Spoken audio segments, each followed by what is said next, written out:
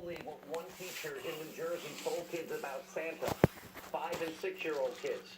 If you have young kids, you may want to tune them out at that point. It will shock your conscience. We start tonight with our breaking news opening monologue. On his 18th birthday, George Herbert Walker Bush put off his impending college education. He enlisted in the United States Navy, becoming the youngest aviator in the Navy. It was 6 months after the Japanese attack on Pearl Harbor. In the following years, he flew dozens of combat missions all across the Pacific Ocean. After one such mission in 1944, his plane's engine was set ablaze by enemy fire, forcing him to bail out over the ocean. After being rescued several hours later by a U.S. submarine, Bush reportedly wondered, quote, "Why had I been spared, and what did God have in store for me?"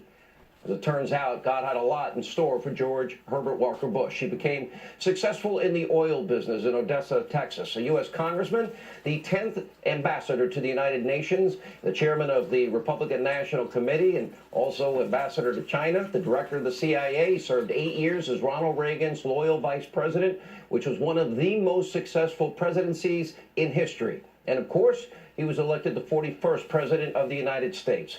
George H.W. Bush had one of the most notable resumes in the history of the U.S., but his personal life was even more impressive. Along with his beloved wife, Barbara, of 70-plus years, he was a parent to 6 children, including former president, a former governor. He was a grandfather to 17 and a great-grandfather to 8. Through it all, he never forgot the brave men and women in this country that protect us every single day, make everything possible, including in 2004 when he sat down for an interview with yours truly. Take a look. You know what touches me, Sean? I admit to living in somewhat of a cocoon as a former president, but I go out of my way to say hi to these policemen and the firemen there, and I'll tell you, the ones that I talk to, we're for your son. Oh, we're for your son. One of them looked at the back of his lapel like that, had a big George W. button. These are the same guys that tell me they watch Fox News every night. Well, I'm sure meet a lot of them too. They're good guys. But you know, these people are not elitist country club people. They're saving our lives with their service, heroes. And when they say we're for the president, I'll tell you, I get very emotional about it. We'll have more of this interview coming up in its entirety in just a few minutes. But obviously, in both his personal and professional life, President Bush was always a good, decent, honorable person, serving his country. During his 4 years in the Oval Office, Hey, get out. 8 years as vice president, You're messing he me had up. to deal with some of the most recording. challenging issues in modern American What's wrong with history. you, James Henry? He saw the collapse of the Soviet Union Get in front of the after a camera. successful strategy with President Reagan called Peace Through Strength.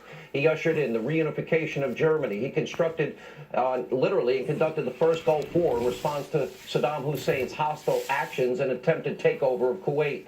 And along with his predecessor, Ronald Reagan, George H.W. Bush transformed the country, at that time creating 21 million new jobs. It was, at the time, the longest period of peacetime economic growth in American history. They took the country, get this, double-digit unemployment, double-digit interest rates, inflation, to amazing lows. The very same thing, by the way, that President Trump is now doing after the disaster of the Obama economy. They inherited the economy of Jimmy Carter.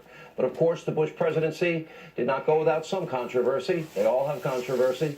Some criticized him for not taking out Saddam Hussein after he decimated the Iraqi army in Kuwait in a very short period of time. He was also attacked on the issue of his no new tax pledge. You might remember it was the infamous read my lips, no new tax moment. And like every Republican president since Ronald Reagan, Bush encountered a media that was actively rooting against him. And it's only gotten worse since then. Take a look. Can you explain how you were supposed to be you're an anti-terrorist expert. Iran was officially a terrorist state. You went around telling... Explain that, man. I wanted those... Mr. President, the question is... out of there. But you made a hypocrite in the face of the world. The president also got a chance to see a supermarket checkout scanner in action. And it seemed as though he'd never really seen one of those before, and the president said that he was amazed.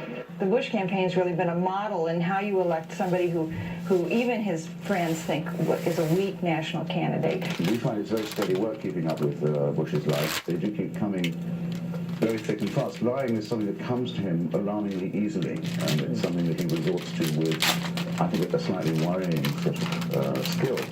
Now, what you saw there is only the tip of the iceberg. During his re-election bid, the New York Times reported that fake story about President Bush's so-called amazement at supermarket scanning technology. They tried to paint him as out of touch. Although widely refuted, the New York Times included this fake story in its obituary of the president. Meanwhile, the so-called journalists at the AP, they couldn't hide their contempt for now the former president even passing away, tweeting, quote, George H.W. Bush, a patrician, New Englander's presidency soared with the coalition victory over Iraq and Kuwait, but then plummeted in the throes of a weak economy that led voters to turn him out of office after a single term. Has died. He was 94.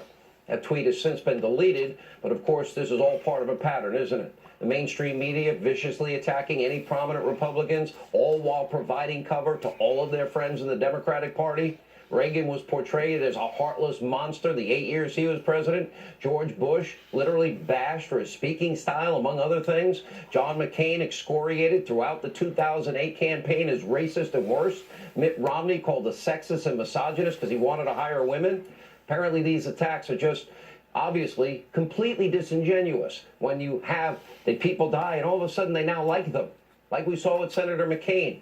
Most in the mainstream media, oh, they'll do a 180 after they excoriated him when he was running for president and treated him horribly, seemingly forgetting about their nasty coverage. A pattern to destroy people's names, their character when they're alive, and then create a veneer of bipartisanship, and then we'll say nice things about somebody when the person dies.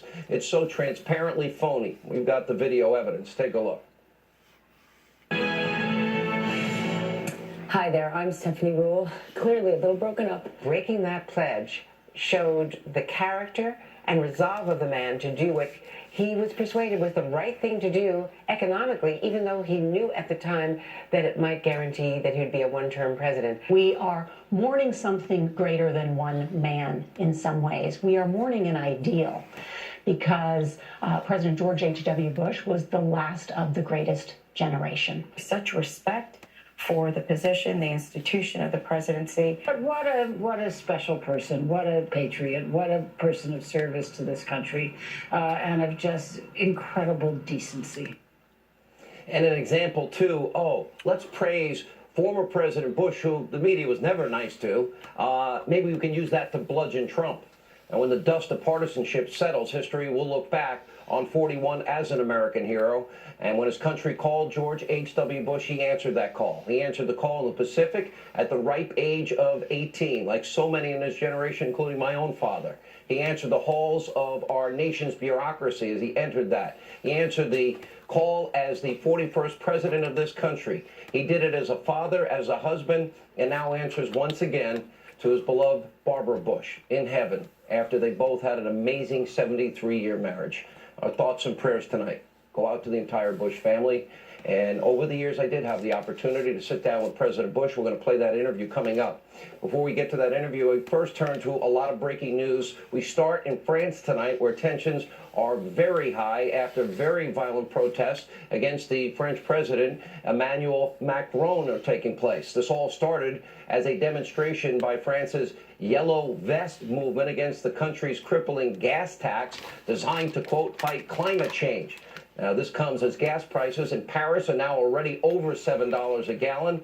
Really insane. And so far across France, those protests have left 3 dead, hundreds wounded, over 400 have been arrested. As it turns out, I guess socialism, high taxes, and government-enforced climate shaming didn't exactly lead to societal euphoria. Instead of pushing a massive climate change agenda, it only puts a bigger burden on who? The lower, the working class people of France and anywhere else they use this. And while no one supports violence and destruction, should we be surprised? This should serve as an important warning to everyone here in the U.S. We'll continue to monitor the latest. Also, new developments tonight as it relates to the Mueller witch hunt breaking today, according to a report from Michael Isikoff. Remember him? Robert Mueller is now tying off loose ends in a probe that appears, he says, to be coming to a close. This comes today as author and 72-year-old Jerome Corsi filed a criminal complaint against the special counsel, alleging that Mueller and his team of Democratic lawyers sought his false testimony. And by the way, laying out how, quote, Dr. Corsi has been criminally threatened and coerced to tell a lie and call it the truth. And Mr. Corsi explained on this show he rejected a plea deal because he refused to lie, because under oath and before God. Pretty courageous decision given that he is 72 and literally threatened with what could be a life sentence in jail for not agreeing to test the lie to the special counsel. Let's move on. Let's move on. Of their relevance. Even the few showing up, they were getting a discount according to a new report. Tickets. I was in the crosshairs and would get condemned and criticized, even when I thought it was unfair. But tonight, we first remember the legacy of service. President George H.W. Bush. We're going to go back to 2004. I had the opportunity to sit down with the former president ahead of that year's presidential election. Let's take a look. It's got to be harder to watch your son, the president, than to be president. It is far worse when they go after your son, and I would say unfairly a lot of the time, than when they used to, when I was in the crosshairs and would get condemned and criticized. Even when I thought it was unfair about me, it hurts much more when it's your own son. Yeah, and you not even a close call. Not even close. Because I think about my son, who's a lot younger than yours, but I would think it's got to be a lot harder. And you may have to go through this one more time. You know, I just talked to that other son of yours in Florida. He's good. He's got a lot of potential. Oh, God, he's good. And they singled him out for 2 years ago as the #1 target for the Democratic Party nationally, not just for governor, but for Senate. Terry McAuliffe, for whom I don't, well, put it this way, I'm not very high on him, came and made this the number one goal for the Democratic Party nationally, and Jeb won by 14 points. They did. They were, and the polls were a little closer going into that election. That's right. And he won by a much wider margin. And I guess maybe Mr. McAuliffe a little unhappy about that. You know, your son said something the other day that really struck me. He really did want to go to Washington and change the tone. Something that he was able to accomplish in Texas. Yeah. Since he's been there, and I'm not talking about the Michael Moores or the pundits on TV. Yeah, we'll get to him in a minute. Oh, well, good. Hurry up. But former Vice President Al Gore screaming, George Bush betrayed his country. Ted Kennedy regularly calls the president a liar. He concocted a war for political gain. Have you heard the leaders of the Democratic Party that shrill?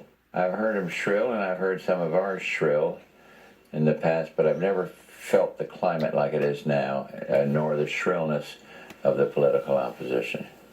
It hurts?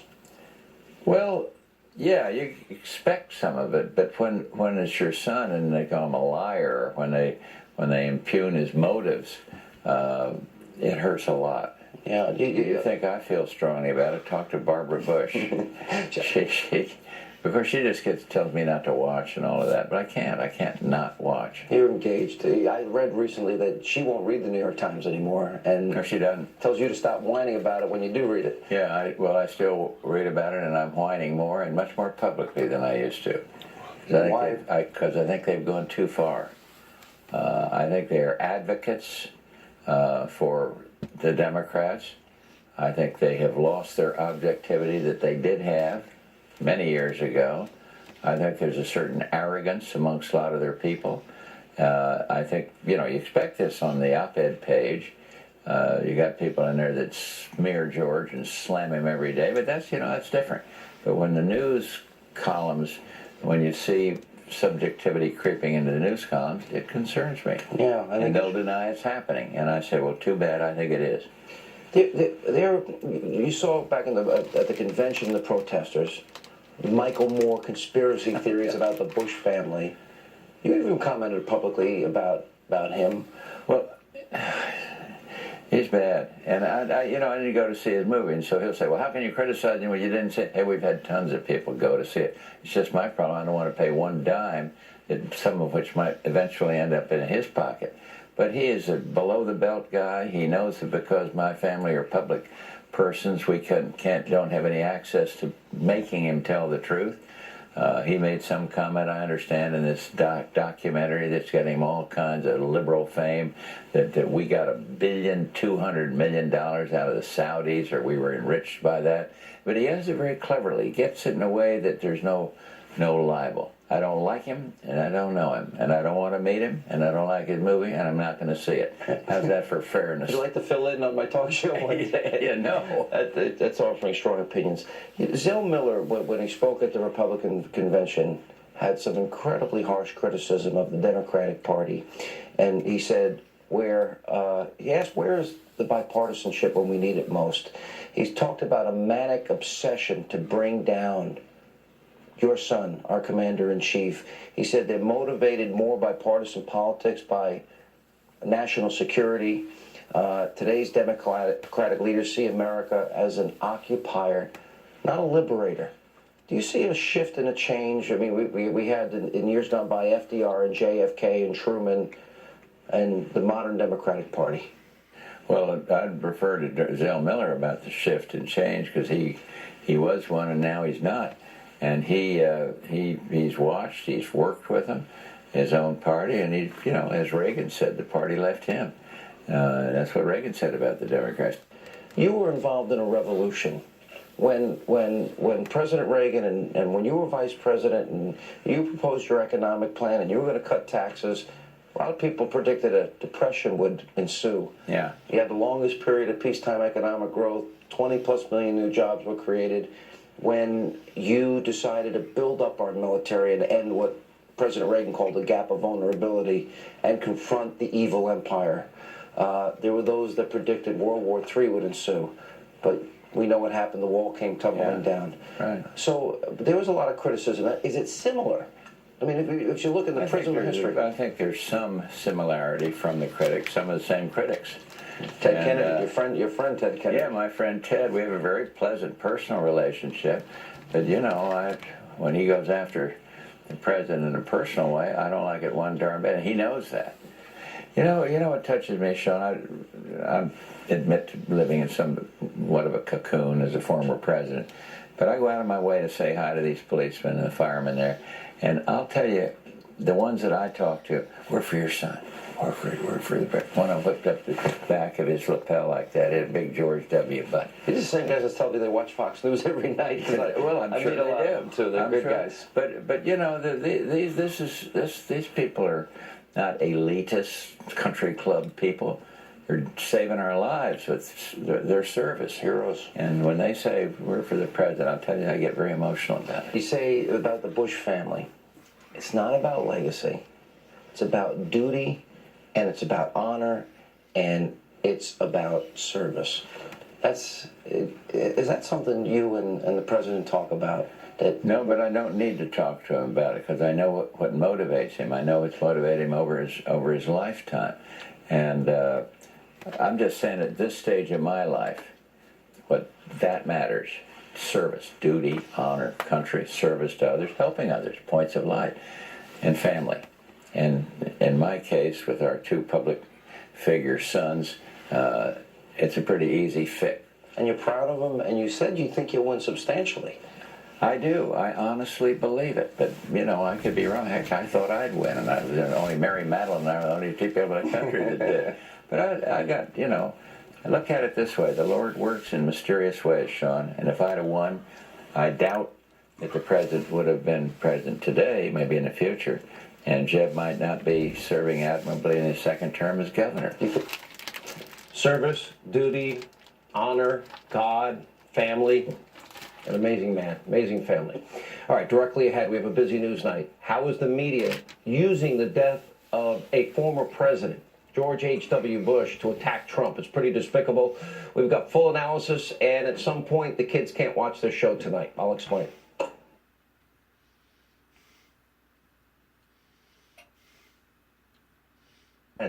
And we see it now, which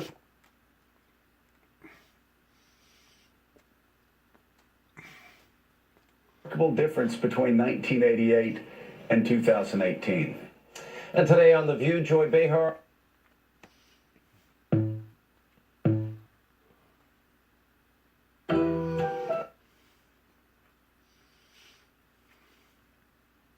The season of adventure.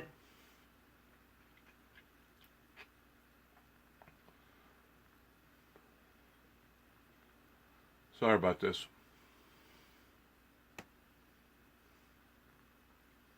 We really feel.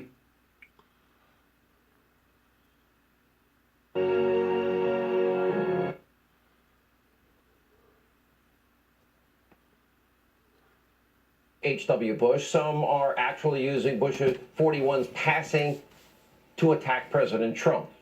Sad, but not surprising. Take a look.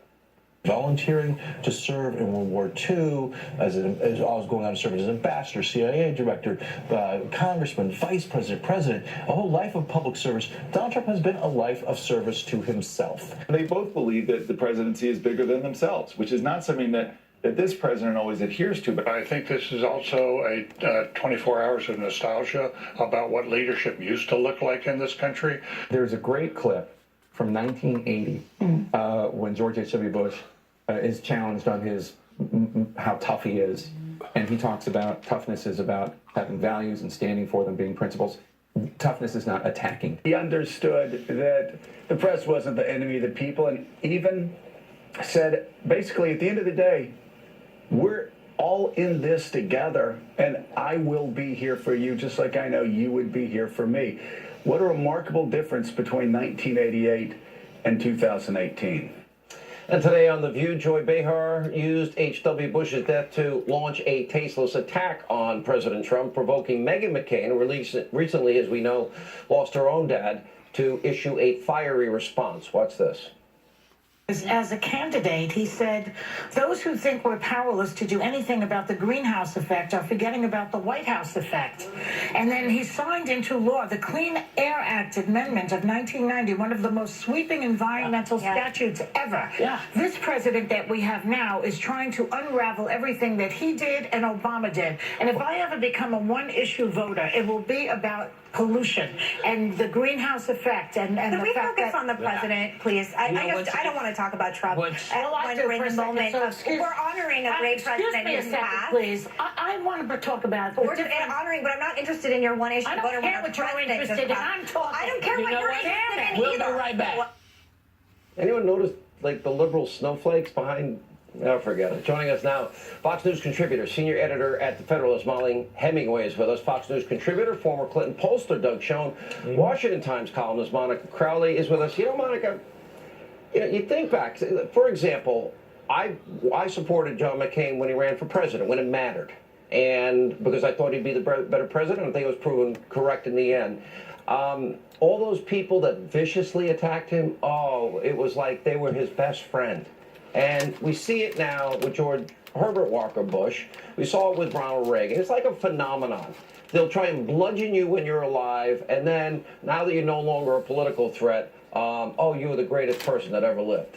Yeah, you know, Sean, death enhances the memory of almost everybody, but it's particularly striking when a Republican politician or president passes away, and then the mainstream media, which relentlessly pounded that Republican politician during his or her time in office, then suddenly they're a saint. I think in the case of President Trump, the mainstream media will use any cudgel to try to pound the president into the ground. You mentioned Senator. It's called being courteous in one's death. Trying to be as graceful as possible. Because there is a time of putting aside one's harsh emotions, even though you was a enemy component, politically speaking. It's called dignity. It's called respect. And to some degree, I can honor that because it's not a time to be tromping over somebody's grave immediately after that they have died. Not ordinarily. That's the reason why you see a turn or a shift in how that the media at one time used a component to pounce on, and now they have lightened up a little bit. when he passed. They certainly did it then. They're doing it now. And, you know, I wrote a column for Spectator USA today talking about how President Nixon essentially launched President Bush into a national figure when he chose to take George H.W. Bush, after he lost his Senate campaign, and made him UN ambassador. And I think that lesson too, Sean, is that these positions require heavyweights like George H.W. Bush at the UN, and that's why I hope President Trump will choose Rick Grinnell for that position. But whether it's Richard Nixon, Ronald Reagan, Senator McCain, George H.W. Bush, you see revisionism aplenty when they pass away. Yeah, Molly, thanks for joining us. I just want to get your thoughts on it. It is a bit of a phenomenon, though. And to me, there's this phoniness about it. I like, for example, I didn't care that John McCain, when he came back after his surgery, said, these guys on talk radio and cable, said, hell with them. I'm cool with that. You know, he kind of liked me when he was running for president, and liked those outlets when he was running. I didn't take it personally, but this is so overwhelmingly transparent to me. And it is particularly phony in the case of President George H.W. Bush. You know, there's this issue where the only good Republican is a Republican who's not a threat. So we saw a pretty quick change in media coverage of President George H.W. Bush from when he was president to the moment Clinton defeated him. But when he was a candidate, when he was vice president, when he was when he was president, the media coverage was vicious. And they called him a wimp. That was the headline. That was the cover of Newsweek magazine. So to say today, oh, he was so kind and it was so respectable. Well, this was the same media that was decrying him for his personal traits. They lied about him, about his reaction to a supermarket scanner, which is something that the New York Times not only never corrected, they repeated it just yesterday. And his media coverage was so bad that his primary campaign bumper sticker when he ran for re-election was, annoy the media, re-elect Bush. To say that he did not run a campaign against the media is just wrong. And so people are rewriting history here in a way that is not okay. Yeah, you know, one of the things that's so amazing, it was a lifetime of service. That was the greatest generation, Doug Schoen, and my father also signed up. He served in the Navy as well.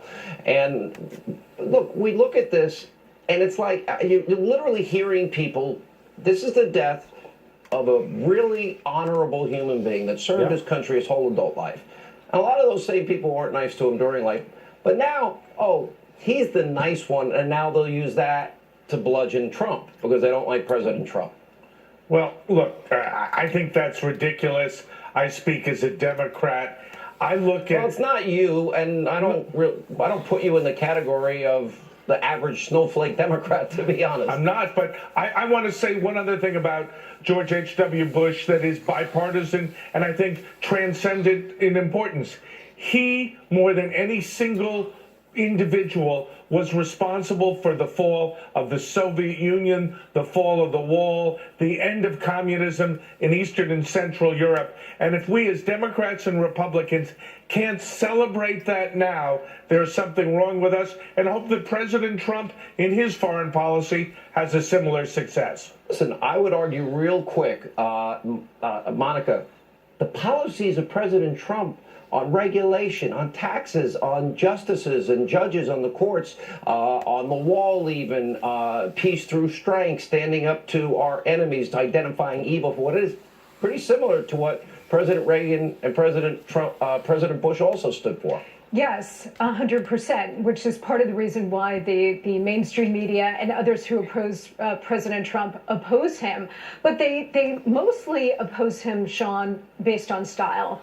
They are repulsed by him. They consider him a vulgarian, and they reject his style, and they loathe him in every way.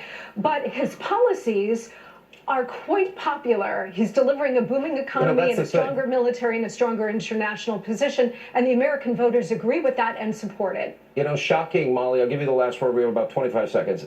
That every president has their own style, and sometimes the moment calls for, like I would argue this one, disruptive. Yeah, Donald Trump breaks a few dishes, but things are getting done, and we needed them to get done. Well, and it's okay for different presidents to have different styles. It's disrespectful in this media coverage of President George H.W. Bush's death to make it all about Trump. They're two different people, and it does a disservice to both of them, and it manages to be disrespectful to both of them. All right, thank you all for being with us. Thank you. We appreciate it. Thanks. A lot more news tonight as we check in. Steve Harrigan, live on the ground, is in Tijuana as that crisis continues. He'll update us on the migrant caravan. Also, former acting ICE Director Tom Homan, Geraldo.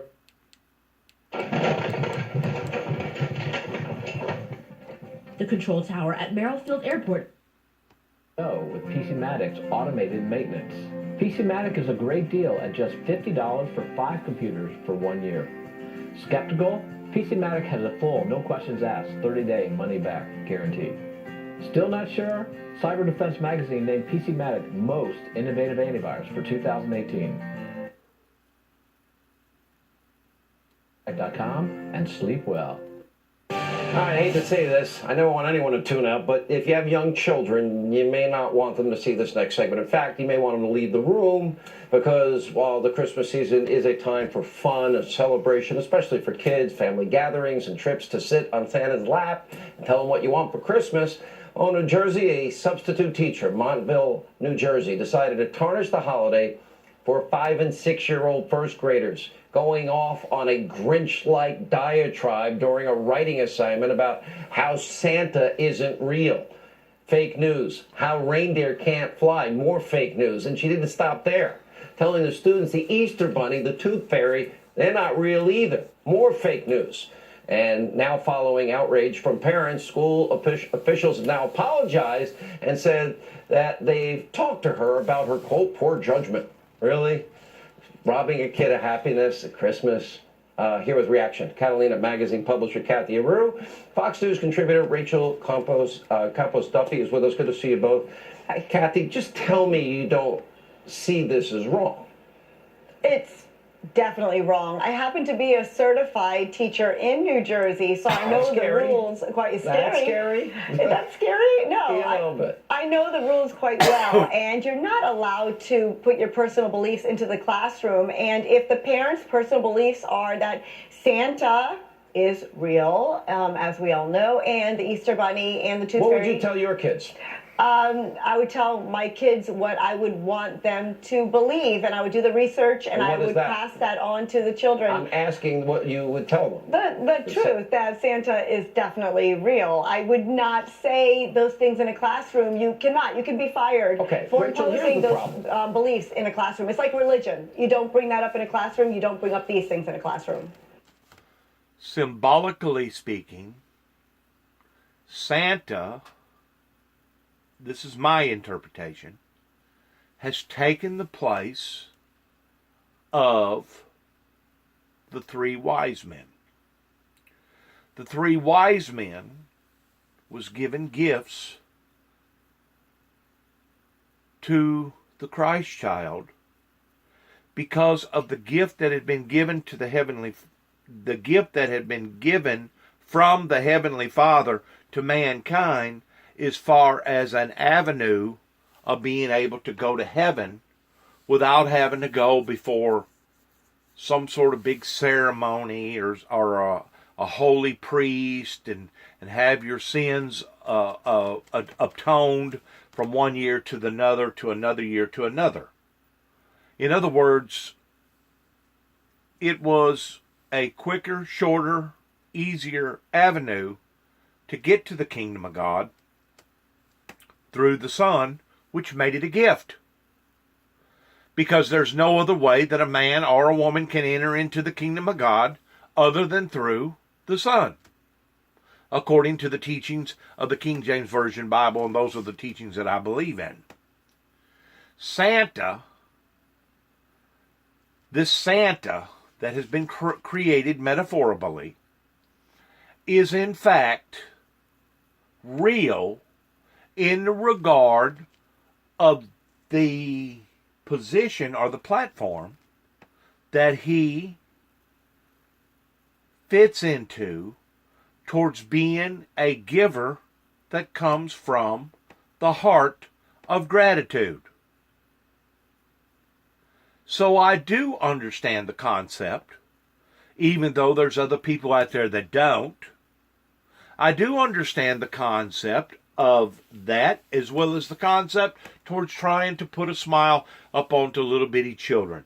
I do want to say this, that whenever I was in Atlanta, Georgia, down in Kennesaw, Georgia, just outside of downtown Atlanta, I was living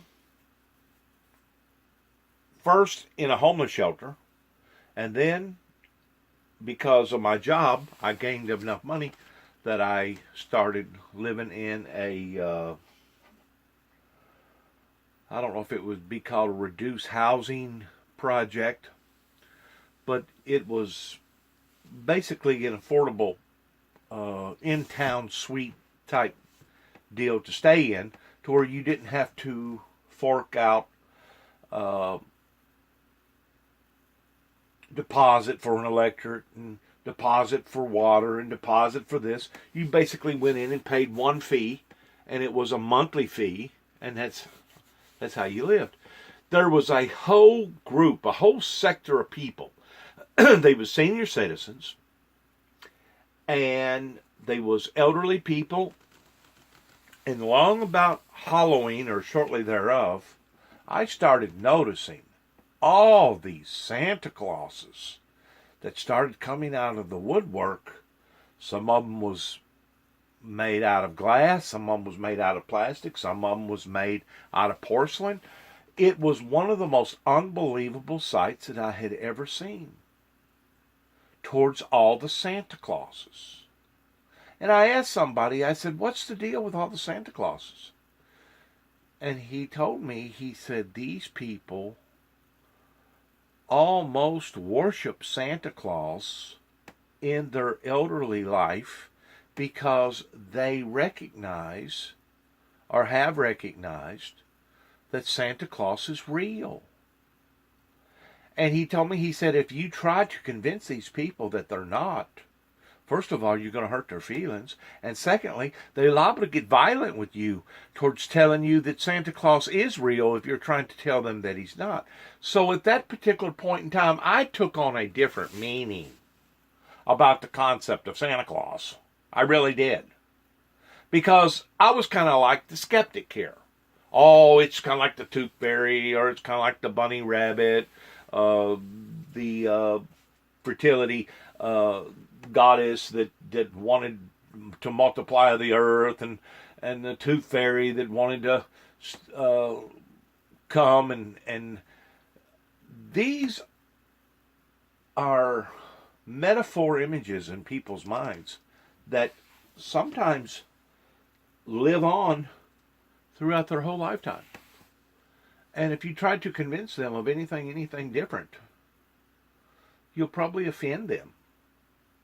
And I wouldn't take $1 million, personally, to offend the least of these, the little ones, because if that's what it takes for them to get through another day, if that's what it takes for them to get through another period of life, if that's what it takes for them to get through another year of exposing their ideals, their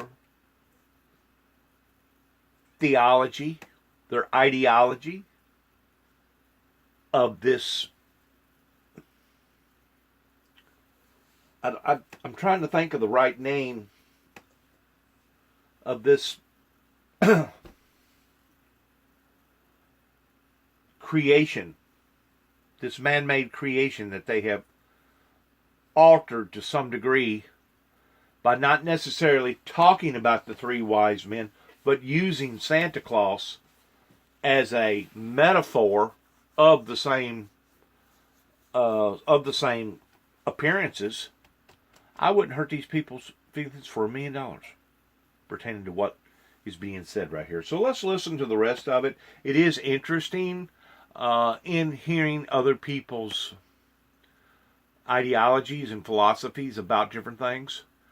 I think personally the teacher was possibly out of hand in bringing up the ideal that in her mind Santa Claus, regardless whether it be a literal Santa Claus or a metaphor Santa Claus, is not real. I think she done more damage than she done good, because if you're an adult, if you're a grown-up, you understand the metaphors. It's kind of like Spider-Man or Superman or all these other super characters that we have a tendency of wanting to bury our fears off into, to think, well, maybe if don't nobody else protect me, maybe Superman will protect me, maybe Spider-Man will protect me, maybe Superwoman will come and rescue me, and maybe it's not so much the person as it is the metaphor of the position of where the person is supposed to be at. And rather than them use God or Jesus or Jesus or Yeshua or any of these other names, they use these man-made names. Well, it's Wonder Woman that's going to save us. It's Superwoman or Superman that's going to come and rescue us. And there's nothing wrong with that, because really and truly, imagery in one's mind sometimes can in fact be the only thing that pulls you through the dilemma that you're going through. Kind of like the movie where, I don't forget the actor's name now, that wound up having the bad accident in the plane accident of the FedEx, and he had this ball, and this ball become his friend. In a lot of different incidences, growing up in a harsh family pertaining to a mental ill World War II wounded soldier that had basically turned his back on God and was being extremely, extremely desensitive towards the damage that he was doing not only to his wife but to his children. If we didn't create these imageries of metaphors in our hearts and in our minds in growing up, it would have probably driven us off into a state of either insanity, or we would have probably have loaded up a shotgun or a rifle and wound up committing a violent act of dismembering our biological father in growing up.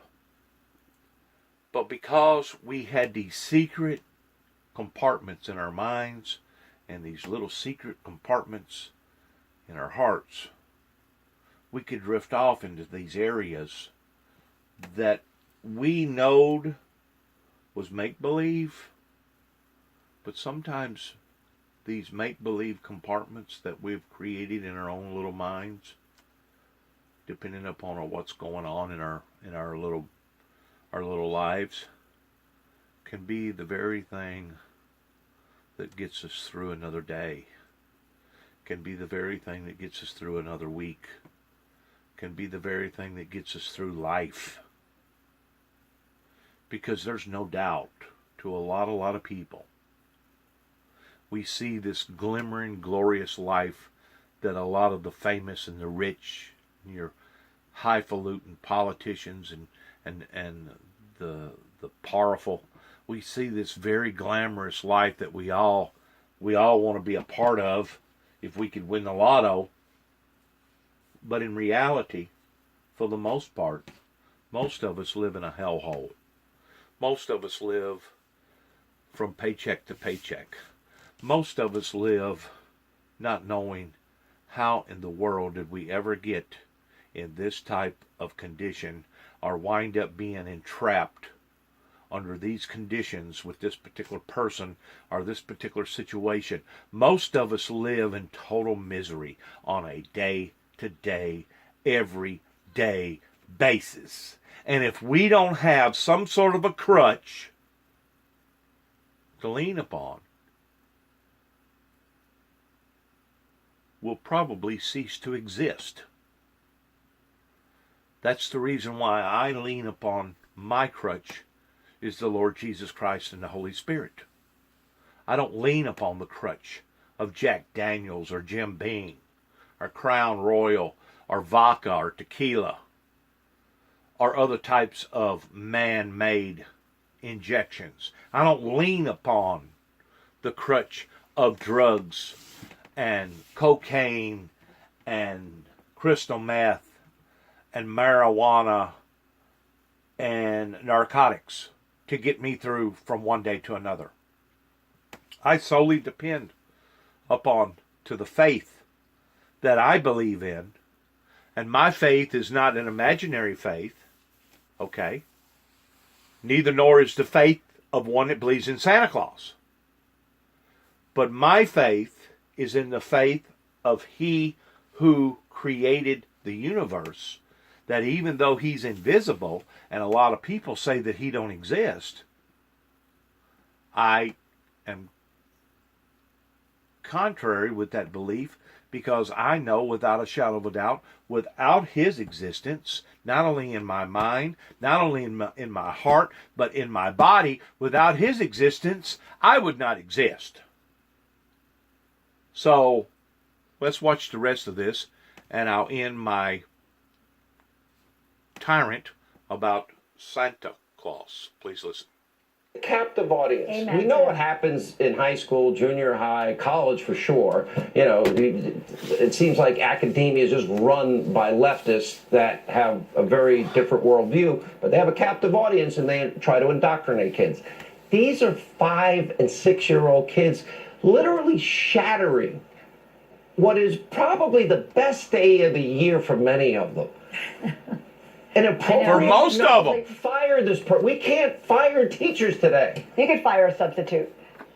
She's probably fired. Well, but the school district, to be clear, Kathy, the school district has said, well, we're working through this. Working through what?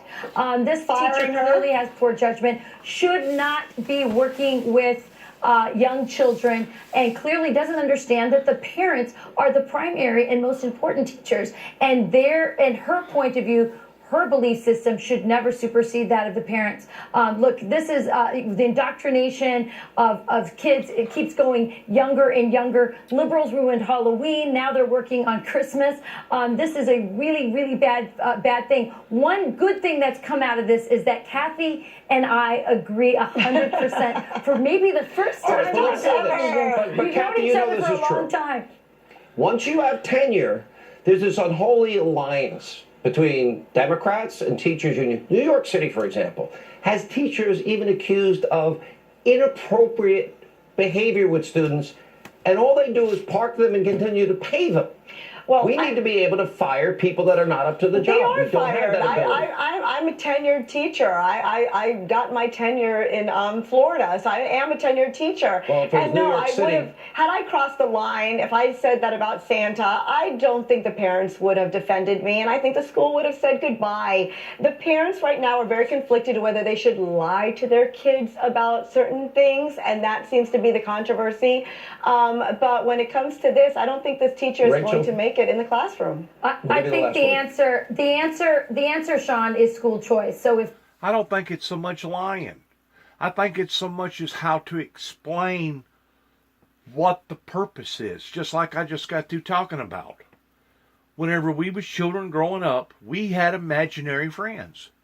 Our imaginary friends is what got us through from one day to another, pertaining to the abusive situation that we was dealing with. And if you would have taken those imaginary friends away from us during the time that we was going through all that, we may have cracked.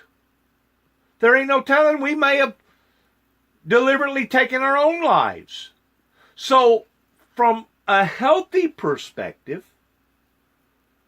I think it's good to create something good in one's mind and one's heart. I'd much rather see a child or an adult create something pertaining to an image of good than I would to see someone create some sort of boogeyman that's going to crawl up underneath the bed and gobble everybody up and eat them, pertaining to being a phobia that they have created. Because in this type of imaginary can be detrimental, and we know that. It can lead into all kinds of unhealthy issues, and it can actually lead to one's personal demise. The school is not responding to what the parents want. Clearly, we all know Santa's real, and these parents are furious at the substitute teacher. The answer is school choice, so parents have a choice of where they want to send their kids. For all the kids, if they did watch, Santa's real. Definitely. Rudolph is real. The Easter Bunny is real. Tooth Fairy is real. If you heard it from any teacher, anybody, they have fake news. When we come back, we'll continue to remember the life, the legacy of President Bush, 41, as spoken in the words of Bush, 43. That's that.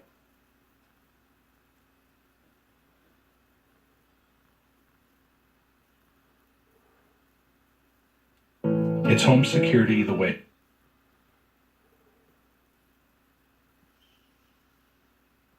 It's a way of securing the mind. It's having a crutch. And if you're going to have a crutch, I'd rather see somebody And join now with an imaginary friend and have somebody using a crutch towards having drugs or alcohol or some of the other crazy stuff out there.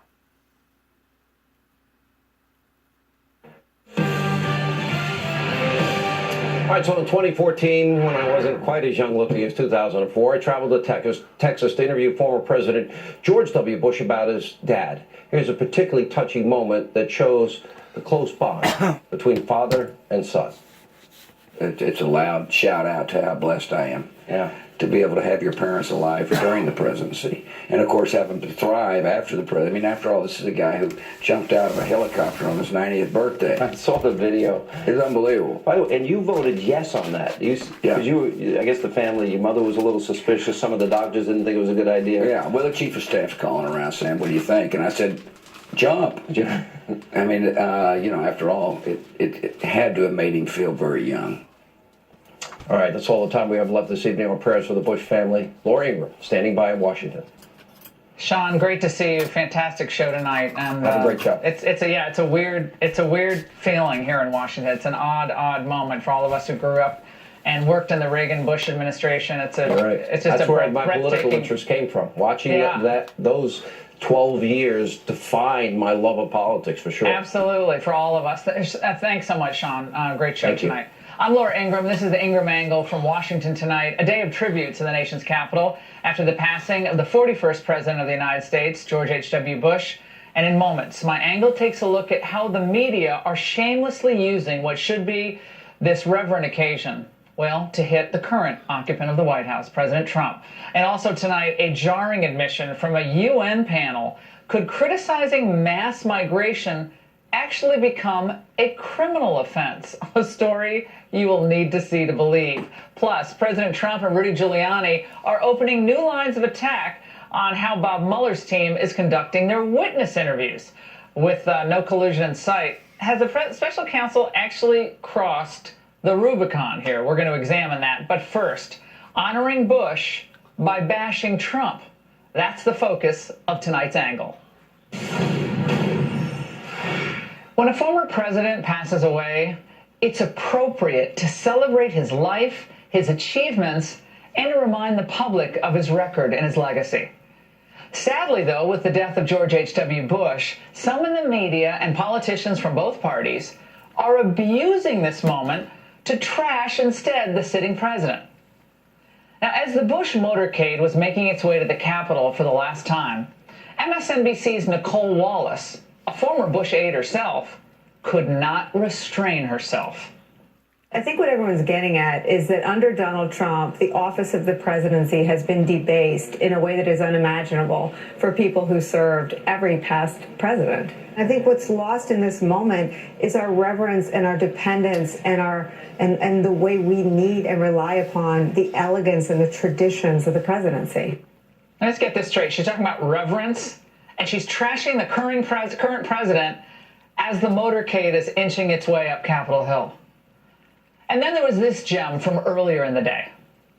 Let's see what happens at Wednesday's memorial service. My prediction is that Trump fakes more respect for a family whose unprecedented history of public service has repeatedly belittled. Then he goes back to making a mockery of the very office George Bush and this nation long revered. Well, think about it this way. President Bush was a man who loved his country, loved his family, his faith, and his friends. He was a war hero and a dedicated public servant throughout most of his life. So are these folks really honoring that legacy and his innate sense of decency and kindness by slashing the man who entered the White House 25 years after him? Look, even if you don't care for President Trump, even if you just hate President Trump, try showing just a little bit of class and decorum, as Bush 41 would have. The hits on Trump, subtle and not subtle at all. Bush 41, whenever he come into power, the country was not ripped and torn apart like it is now. The country was not $21 trillion like it is now. All our jail cells, either county, state, or federal, was not full like they are now. All our work industry had not gone south like they are now. The whole demeanor of the dynamics is completely, totally different in comparison to the 41st president coming in power versus the 45th president coming in power. There's about a 30-year span there, and in comparison to what the dynamics are today versus the dynamics of what there was then, even though there was unstabling times in the 80s pertaining to the Cold War, the dynamics today is nothing like the dynamics of then. There's two different animals, two different monsters here. One of them is painted green and the other one is painted red. Okay? The green one was the monster that the Reagans and the Bushes had to deal with pertaining to the Cold War. The red monster has now come out of the woodwork, which is basically the devil. And this monster that is red is more fearful in a sense of what the monster was then, because now it's come home to us. It's in our front yards. It's in our workplaces. It's where we go to the hallways and drink water and discuss various things that's going on in our political arena. It's in our schools. It's in our universities. It's in our churches. That's the difference between then and now. And if we don't have good commentators that can rightfully separate and illustrate the difference to the American people, maybe they need to get a different job. That way we can get somebody in there that can express the reason why that we have all these high emotions and different feelings of what was at one time considered norm versus what today is considered abnormal. And why it's abnormal. That's the thing. You got to figure out, well, why is it this way? You know? And that's the part that a lot of these commentators don't ever talk about is they don't, I don't know if they just don't care to explain or if they don't want to. They just want to tell the one-sided story of their concept of how that they have seen it. Interwoven throughout the commentary and the coverage. They both believe that the presidency is bigger than themselves, which is not something that this president always adheres to. What George Herbert Walker Bush is being remembered for this week isn't a tweet or isn't a press release or nothing much more than his fundamental character. I do not know. They didn't have tweaks back then. Hello? There was not no tweaks back then. How it's going to work when Donald Trump is an ex-president and theoretically... Whenever a president got ready to speak, he took it before a committee. And the committee listened to it and said, okay, this is going to be acceptable to present this to the American people. The whole engine was running differently back then in comparison to how the engine is being run today. All the dynamics have changed from A to Z. Be a member of this club. I really think it's going to change because I don't think these men who share something in common really share that in common with Donald Trump. At some point, you don't even know what to say to these people. That was Ron Klain, by the way. They lack all sense of decency. They reduce a presidential death to just a political battering ram, like any other issue. But what you hear, if you listen closely, is the last gasp of an embittered establishment. Now, as we've seen across Europe, as a failed establishment. See, your commentator didn't express that now, did she? Your last gasp. Well, you know, whenever you're $21 trillion in debt, and you got all these problems that's been ushered into this presidency of today, the dynamics is totally different. But did she express that way? No. And once more, I don't know. It may be that these people are incapable of seeing both sides at the same time. I don't know. It's kind of like interpreting the Bible. The Bible says to rightly divide the scriptures. And that's the reason why so many of the ministers, the preachers, spiritual counselors, whatever you want to call them, has misguided and misled the people, is because they don't have the ability to rightfully divide the scriptures, either in the spirit context or in the physical context. And because of it, they're bewildered, they're confused, and most of them only has the lifespan of about 2 to 4, maybe 7 verses out of a chapter. Whenever it comes to them actually understanding not just the chapter, but the whole book, and whenever it comes to them understanding and rightfully dividing various books throughout the Bible, most ministers does not have that capability. They are incapable of understanding the Bible in that true concept. And I don't know if it's because they just never have been taught. I personally think it's because they have been bombarded with all these other ideals. They have been bombarded with all this other schooling.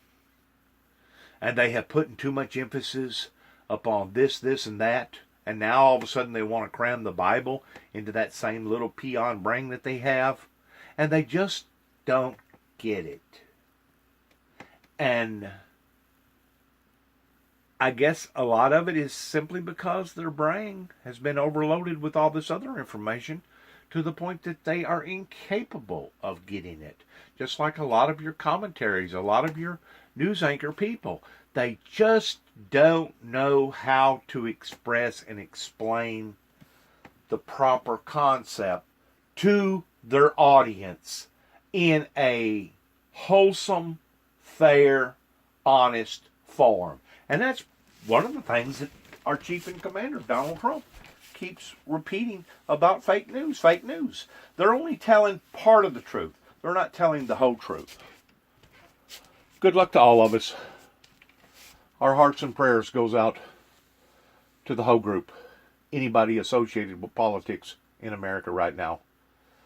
Our deepest empathy and condolences goes out to the Bushes. But it's turned into a circus. And I really don't think that this is what our ancestors intended for this to have turned out to have been. Good luck to all of us, and shalom. God bless.